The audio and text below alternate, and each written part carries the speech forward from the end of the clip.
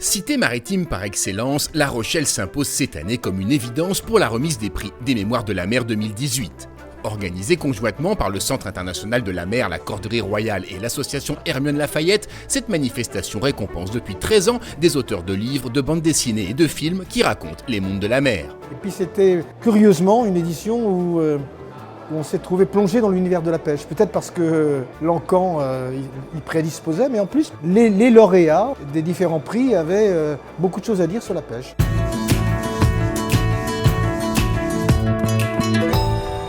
Je suis heureux d'annoncer que le prix du film a été attribué au film Vent contraire, une histoire de la pêche française, réalisé par Sybille Dorgeval et Chloé Henri Diabo, et produit par Vincent Gazaigne de la société Talweg Productions. Alors, ce documentaire interroge la figure du pêcheur à travers l'histoire.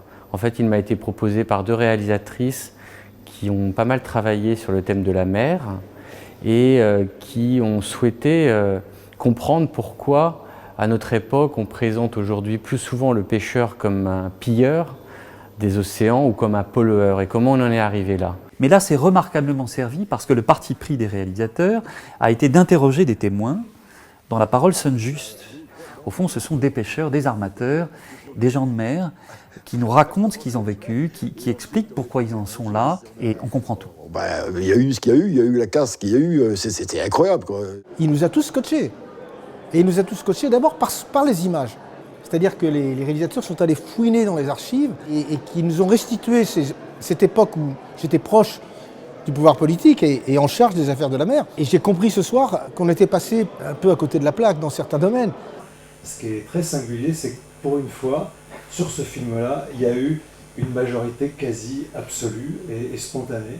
Ce prix est décerné par des gens qui connaissent vraiment bien le sujet. Et on n'est plus dans l'entre-soi. Ne pas être jugé par nous-mêmes, mais par des gens qui ont vraiment une légitimité à le faire.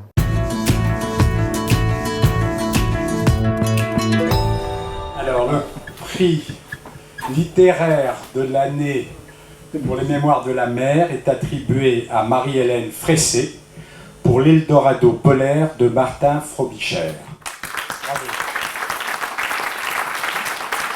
L'Eldorado polaire de Martin Frobisher, de Marie-Hélène Fressé, c'est un formidable livre d'histoire, d'abord. Et on a un jury qui est très sensible à cet aspect des choses. Il faut que, dans notre ADN, si j'ose dire, les informations soient mises en perspective dans le temps. Et le travail qui a été fait par Madame Fressé dans ce livre est absolument impeccable de ce point de vue. Il est vraiment remarquable. Alors en fait, Martin Frobisher est quelqu'un que j'avais remarqué de longue date. Et ce personnage a des dimensions passionnantes et très diverses.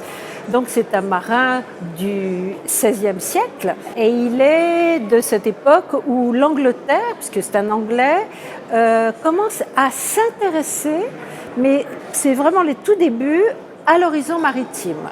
Et Frobisher, comme la plupart des capitaines de valeur de son époque, est en même temps un peu pirate, il fait du commerce interlope et à un moment se forme ce projet d'aller chercher un passage au nord-ouest, puisque le but de tous les grands voyages au départ de l'Europe à cette époque, c'est d'aller le plus vite possible en Chine. Il y a 1000 choses dans ce livre. Il y a la manière de monter une expédition de découverte vers le Grand Nord Arctique au XVIe siècle, parce que ça n'a quand même pas de soi.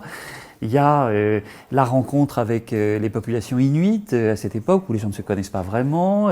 C'est une histoire qui sent le soufre et c'est pour ça que jusqu'ici on n'en a pas beaucoup parlé, parce que d'abord ça va être un échec, il ne trouvera pas le passage du Nord-Ouest, mais c'est une histoire qui est à l'origine de l'intérêt de l'Angleterre pour le Nouveau Monde. On a bien cherché, mais on n'a pas réussi à trouver de failles, de petites erreurs ici ou là, et donc...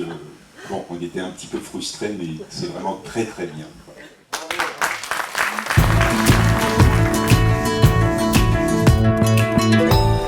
Donc le lauréat, c'est l'histoire de l'homme au bras de mer de Thomas Azzolero et Simon Rochepeau.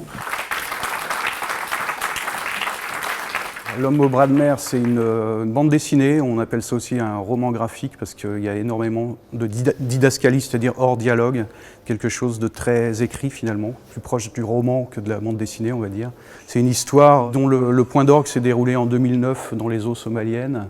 Et nous on a choisi de raconter pourquoi Mohamed était devenu pirate, quel était le contexte de son pays à ce moment-là, et ensuite ses années en prison, c'est-à-dire qu'il a fait 6 ans en prison, sa rencontre avec une femme qui l'a aidé à s'en sortir et lui a redonné sa dignité, et son entrée chez Emmaüs jusqu'à son procès en fait. Bon, et puis tout ça est servi par un dessin qui pour moi est presque expressionniste, on est dans un art d'affichiste comme ça, donc c'est une belle réalisation. À tel point que les personnages ressemblent vraiment physiquement à ce qu'ils sont dans la vie. Il a réussi à leur choper des tics de langage par exemple, à les faire vraiment vivre. Il y a une puissance d'évocation à travers la bande dessinée sur ces migrations, ces tentatives désespérées à travers la Méditerranée aujourd'hui entre la Libye et les côtes italiennes, qui a autant de force que celle des documentaires qu'on avait pu primer il y a une dizaine d'années. Et comme chaque année, c'est en chanson que se termine cette 13e édition des Mémoires de la mer. Rendez-vous l'année prochaine. Une frégate au long là, c'était une frégate. C'était une frégate au long là, c'était une frégate.